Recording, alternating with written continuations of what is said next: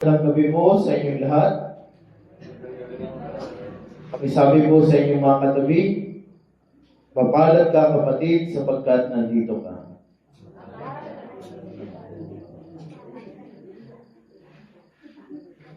Ngayon pong ikalimang gabi ng ating pagninilay, kasama ang mahal na Birheng Maria, tinatawag po natin itong sa mga araw pong ito, ikalimang araw ng simbang gabi, ay tinatawag na Misa Aurea.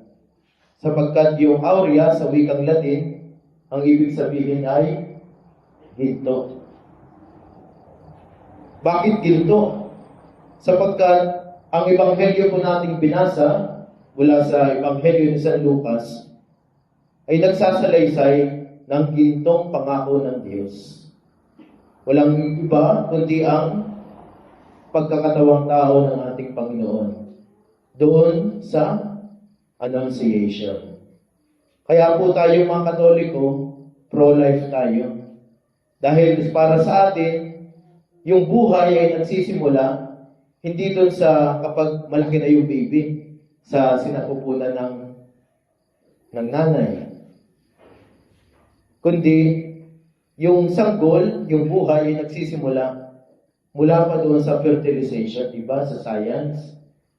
Siguro kung nakikinig kayo sa inyong teacher noon sa science, diba yung egg cell sa sperm cell, kapag nagsama, ay nagkakaroon ng fertilization. At doon sa pag-oo ng mahal na ina, nangyari yun. Nagkaroon ng buhay. At sa buhay na iyon, hindi lamang ordinaryong tao ang nabuo, kundi yung gintong pangako ng Diyos. Walang iba kundi ang ating Panginoon. Sa theology po, tinatawag itong incarnation o yung pagiging laman. Hindi lamang pagkakatawang tao, kundi pagiging laman ng salita ng Diyos. At yung laman na yon ay sino yung hinihintay natin sa December 25? Si Jesus. Dahil sa una kong pagbasa mula sa aklat ni Propeta Isaías, sinasabi doon na maglilihi ang isang dalaga at manganganak ng isang lalaki. Kaya si Jesus, bukod sa siya ay totoong Diyos, totoo rin siyang tao. Dahil akala ng iba, si Jesus ay kunwaring tao lamang. Totoong tao at totoong Diyos. Yun po ang pananampalatayang Kristiyano na ating dapat paniwalaan. Sapagkat yung iba sinasabi na hindi naman totoong nakaranas si Jesus ng mga karanasan natin. Yung iba sinasabi na kapag may problema, di naman ako naiintindihan ng Diyos. Di naman ako naiintindihan ni Jesus. Dahil Diyos siya eh. Mali po, naging tao po siya. Naranasan niyang magutom, naranasan niyang mauhaw, naranasan niyang isilang sa isang pamilya ng tao. Kaya po, ngayong ikalimang araw ng ating simbang gabi, inaanyayahan po tayong magnilay. Una, kumikilos pala ang Diyos sa mga panahon na hindi natin inaasahan. Tulad ng nangyari kay Mama Mary, bigla na lang nagpakita yung anghel. At ano yung dapat na tugon natin sa tawag ng Diyos? Ang sagot ba natin ay mamaya na lang, bukas na lang. Salamat sa Diyos dahil nagsimba po kayo ngayon. Hindi kayo nagpadala sa ibang alalahanin sa buhay, sa ibang mga maaaring naging balakid bago pumunta dito sa chapel. Ay, tinatabad ako, nakaapat na naman ako eh. Sa isang araw na lang.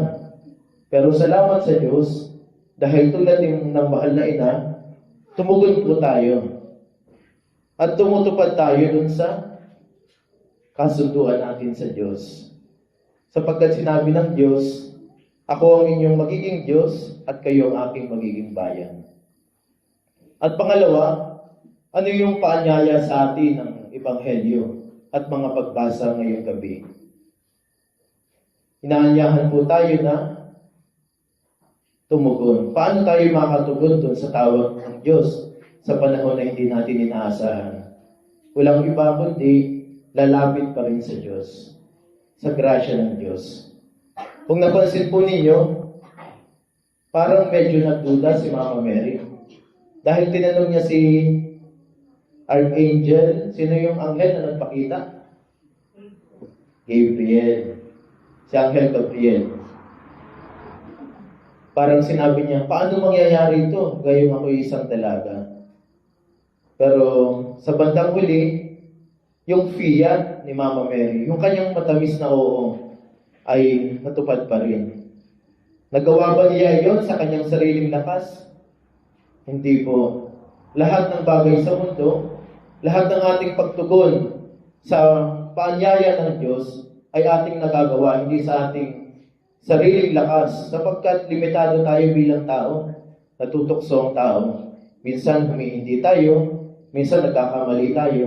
Pero sa pamamagitan ng grasya ng Diyos, sa pamamagitan ng Espiritu Santo, nakaka-oo tayo sa tawag ng Diyos. Tulad ng pagdarasal, pagsimba, hindi naman tayo makakalakad dito ng sarili lamang po nating lakas. Kasama ang Diyos sa ating paglalakbay. At sa theology, si Mama Mary, paano niya nagawa yun? Na magkaroon ng lakas ng loob na umuo sa isang misteryo. Iyon ay sa pamamagitan ng pagiging immaculately conceived ni Mama Mary. Di ba po, noong December 8, pinagdiwang natin ang piyesta ng Immaculada Conception o Immaculate Conception. Na si Mama Mary, inihanda ng Diyos para sa pagdating ng kanyang bugtong na anak.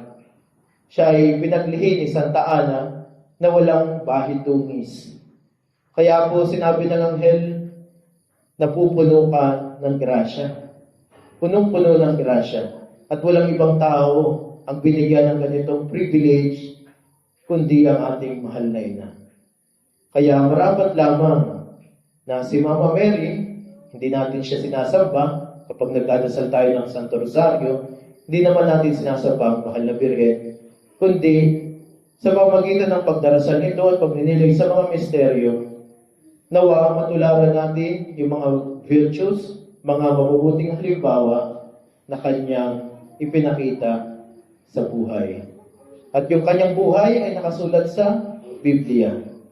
At tayo rin sana bilang mga Kristiyano, mga tagasunod ni Kristo, tularan natin si Mama Mary na naging unang disciple ng ating Panginoong Hesus Kristo. Magsitayo po.